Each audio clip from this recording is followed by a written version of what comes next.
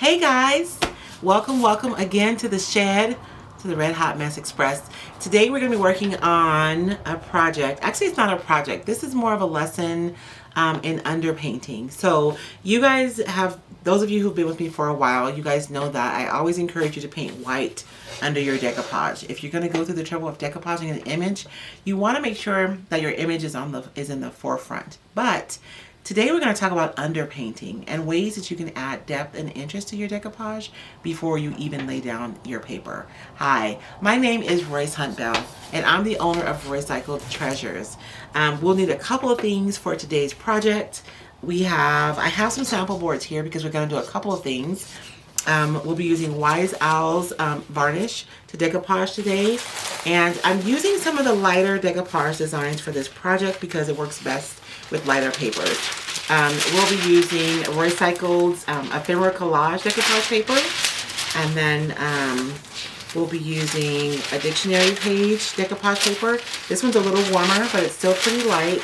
And then the Natural History, which is a beautiful script with some really pretty details. And so I chose these by design because this kind of a process does work better when you use lighter decoupage paper. We'll also be using a Wise Owl's chalk style paint and Wise Owl glaze. So let's start with our first project. I've taken the time to paint these white in advance just for the sake of time. So all of my boards have been prepped by painting them with white chalk style paint. So on the first board, we're going to talk about depth. One of the ways that you can add depth to your decoupage is by glazing your edges to create a frame for your decoupage prior to even decoupaging your sheet. So what I'm going to do is I'm going to use a Klingon brush. I believe this one's an 35, so it's a medium-sized brush, and we're going to use Wise Owl's glaze. This is 50% Java and 50% black walnut, my favorite mixture to use on my projects. And before we glaze our piece, though, we want to make sure that we seal it. You guys know that if you seal directly, or if you glaze directly over your chalk style paint, your porous paint will really absorb a lot of glaze. It'll get dark really quickly and you won't have any control over how dark it gets. So I used this brush earlier to decoupage with. In order to keep it moist, I just wrapped it in plastic so that we could use it again. And so I'm going to take Wise Owl's varnish and I'm simply going to seal my chalk style paint to make sure that I have control over the glaze and the glaze doesn't have control over me, right? So just a quick layer of this, and then we'll dry it really quickly with the craft dryer, and we'll move on to our next step. And you guys, seriously, this is just a super quick coat because all this is going to be underneath my decoupage, so it doesn't need to be perfect. I'm going to set that to the side. I'm going to dry this really quickly.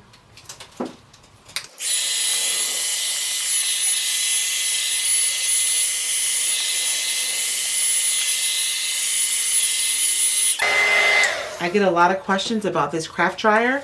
I'll drop a link in the description below where you guys can find it on Amazon. It's not very expensive and it works really well.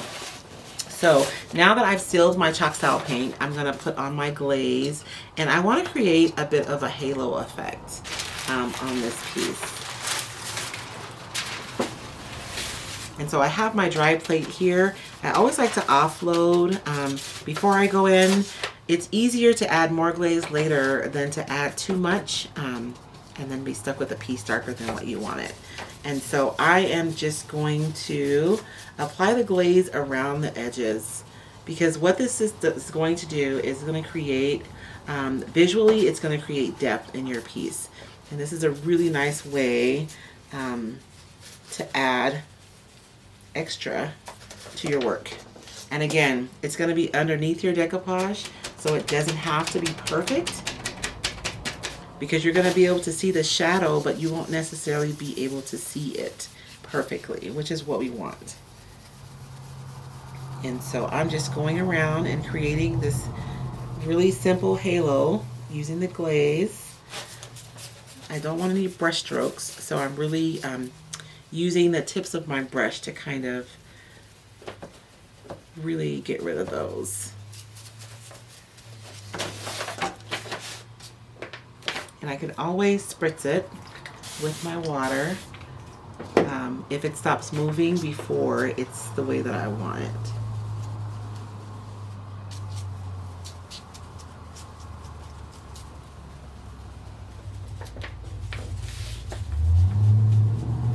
So I've created this really simple halo. I'm going to go ahead and hit this with my craft gun.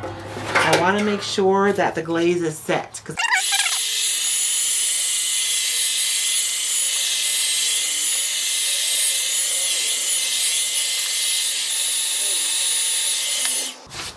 so now that my glaze is on there and it's set, I've just gone around my edges and I've created this dark space.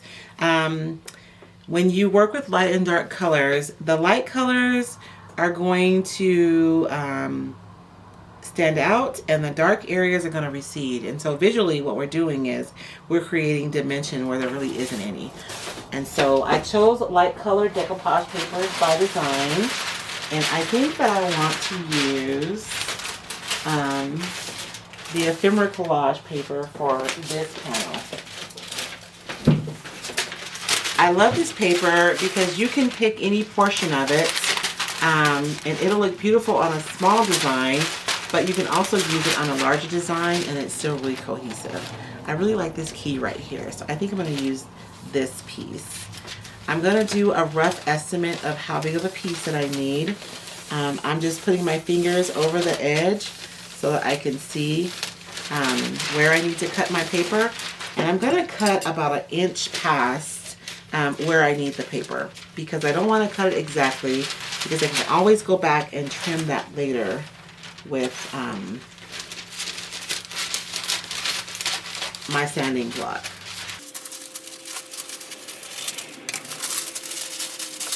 Okay, so I have my piece of decoupage paper and I'm going to do a really quick decoupage, you guys, just to show you guys.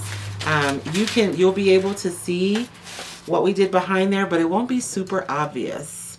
This is a smaller piece, so I believe I can decoupage it all at once. We'll see, won't we? And I'm going to lay down a nice even layer of Wise Owl's varnish. I'm using a matte formula for this project. I love matte, but if you prefer a satin finish, the varnish is also available in satin.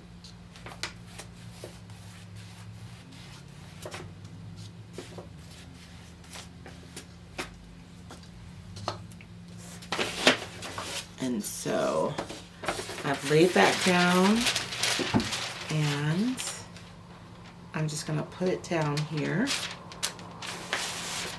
And I'm going to rub from this side to this side, you guys. I'm rubbing out any air bubbles that may have gotten caught under there by rubbing from one side to the other. When I'm laying down my product, I'm being really cautious to make sure that I get a nice even coverage, especially in the middle.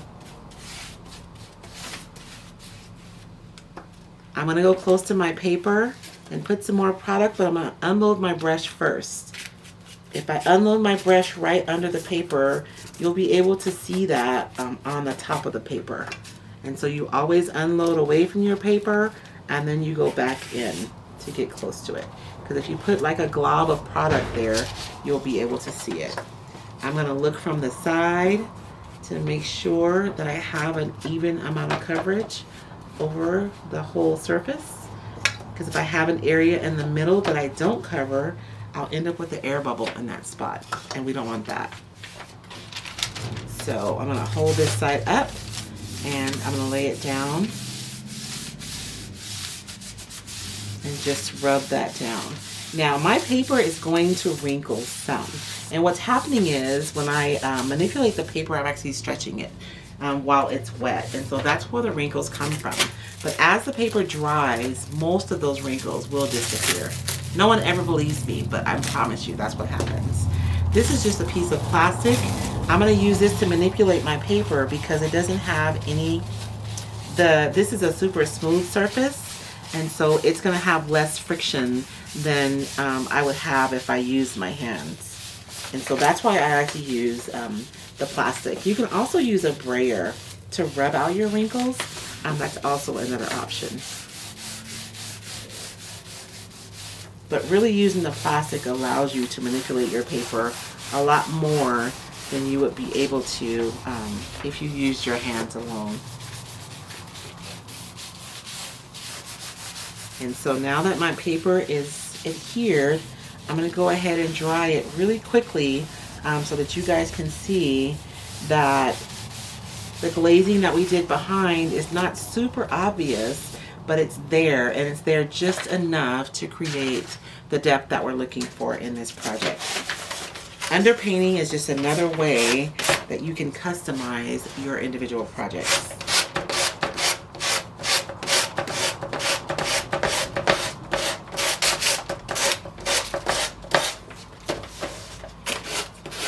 You guys will notice when I'm sanding the edges or trimming my decoupage paper, I'm only going in one direction. If I go both directions, I risk pulling the paper up.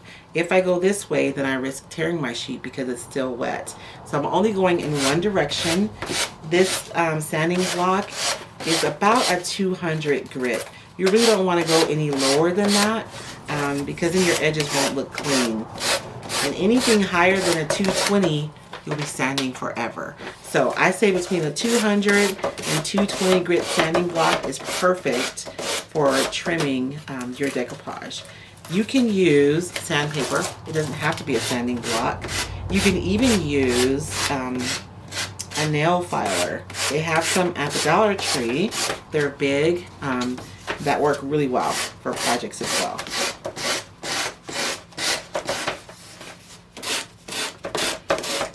I love this method because it trims so perfectly. And as I'm trimming, I'm really focusing my sanding paper on this edge right here, this top edge.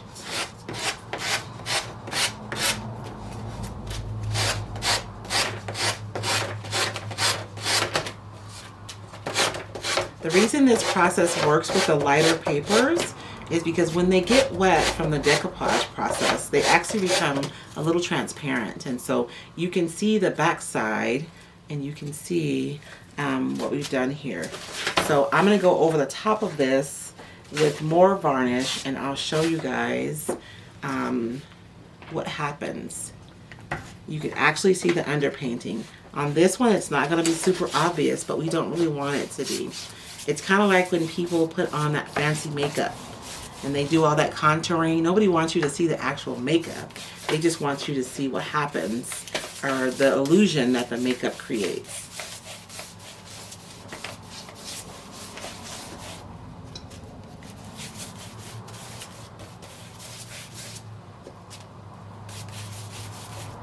And so when we seal it and the paper becomes more transparent, you can see how we went around the edges and we added that glaze, but it's not super apparent, but it's just adding a little bit more character to this piece, and it actually adds more depth, especially if you use this process on furniture, on your panels. It's another way that you can add more depth and more interest to your piece. So using glaze to create a halo is one way that you can underpaint to give your pieces more character, but you can also use color. So let's do that on our next panel.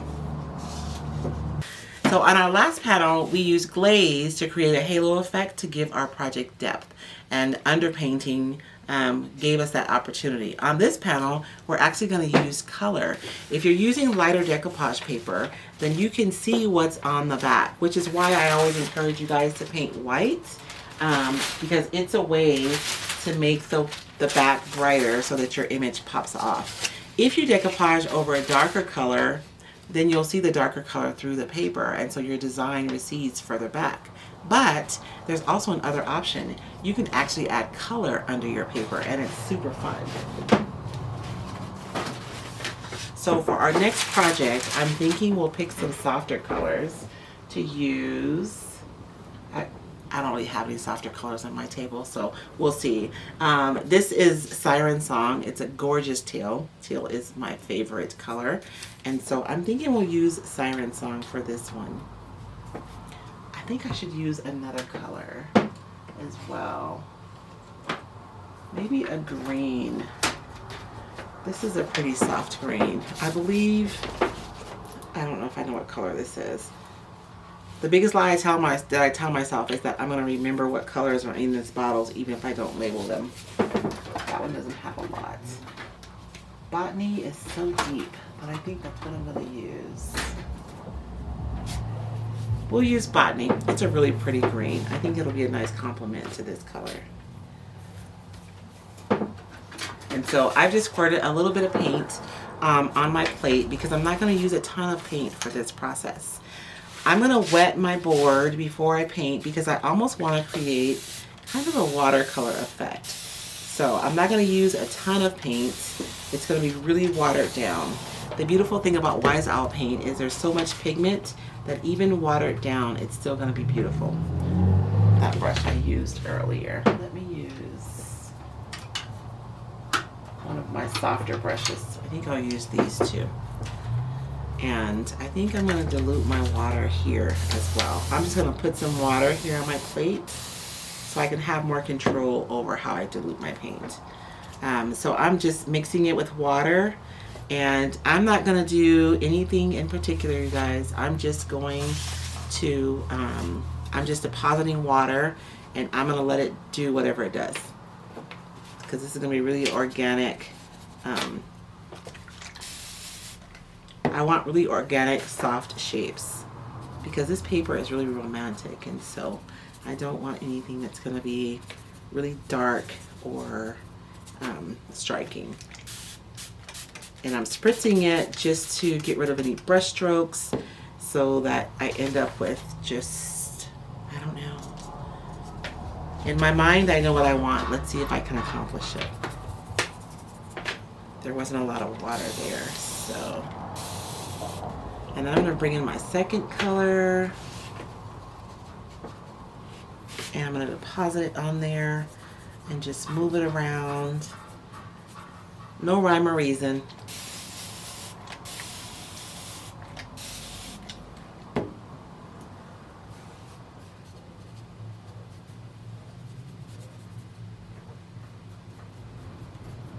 I probably put way too much color on my plate because I'm not going to use that much. And anywhere where I see the paint is drying, I'm just spritzing it with some more water so I can end up with these really organic shapes on my piece.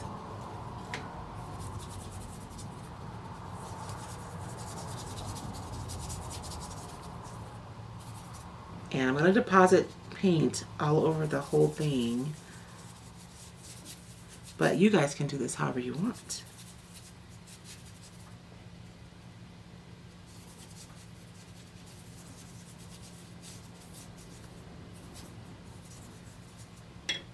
And then of course, if we can get some areas where we have a combination of both colors, that'll really make this.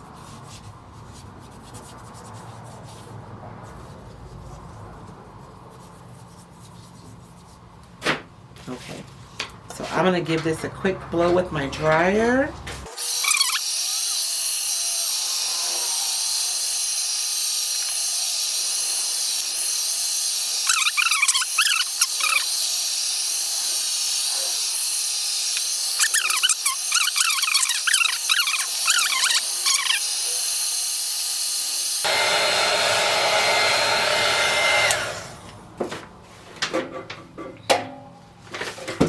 So now that it's all dry, I just have this really organic mixture of colors on the back that I think are going to be beautiful.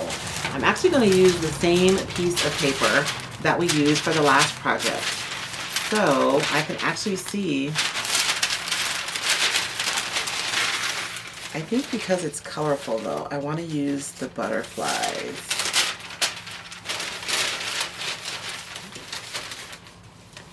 I have too much stuff on my table, you guys.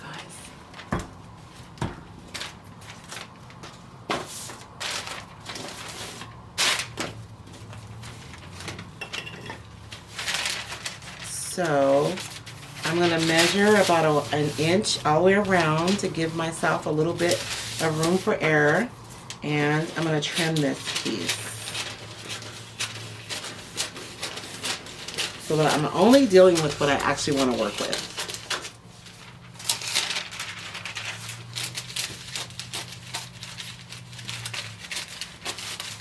This paper has so many different elements. I feel like every time I use it, I rediscover something. And I made it. I think that's good. These beautiful butterflies are so pretty, and I think this paper is going to be perfect for this process. So now that I put color behind here, you guys can already see that the color is coming through. Just imagine when this becomes more transparent with the decoupage process, how much more you're going to be able to see that color. So I'm going to be using Wise Owl's varnish again to decoupage this onto my board. And I think I'm going to start on this side.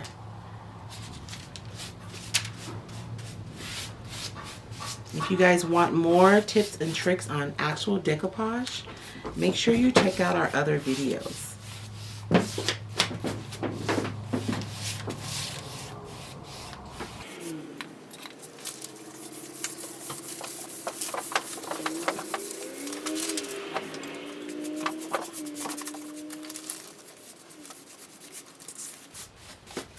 Now this process works best with lighter colored decoupage papers because the white becomes really transparent when you decoupage.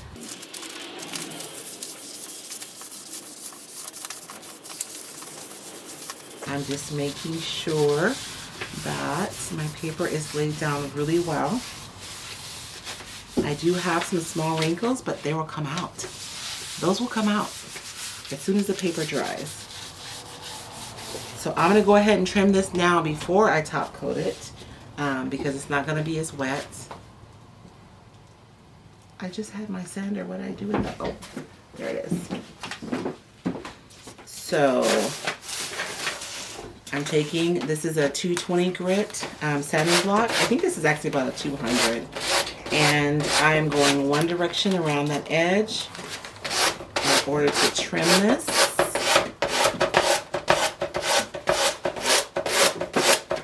Trims perfectly. This way you won't have to worry about trying to cut your paper the perfect size and then have the edges match perfectly. That's always hard to do because as you decoupage, your paper stretches. And so even if you cut it to the perfect size while it's dry, you still may have challenges when you start to lay down your decoupage paper from edge to edge.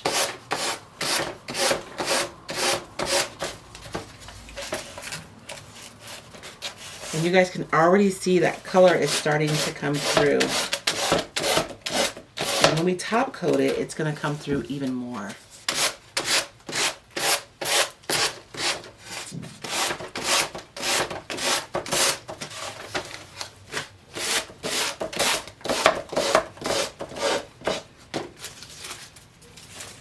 And so now it's perfectly trimmed.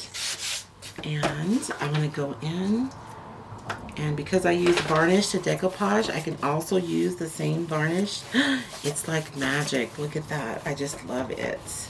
All those beautiful colors start coming through. And most of my papers have different textured elements in the background. And I feel like when you use underpainting, that it highlights those textures even more.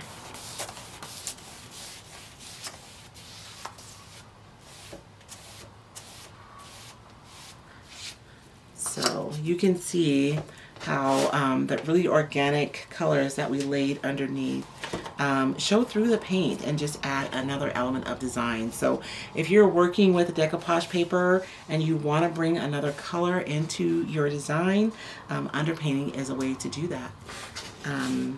I think that's all we have for today. Thank you guys so much for joining me. If you guys want to see more videos, make sure you subscribe. If you hit the little bell, you'll get notifications when we upload new videos. And for any of the products that we use today, you can find them on my website. I'll put the link down below. It's www.roycycle.com. Thank you so much for joining me. You guys have a blessed day.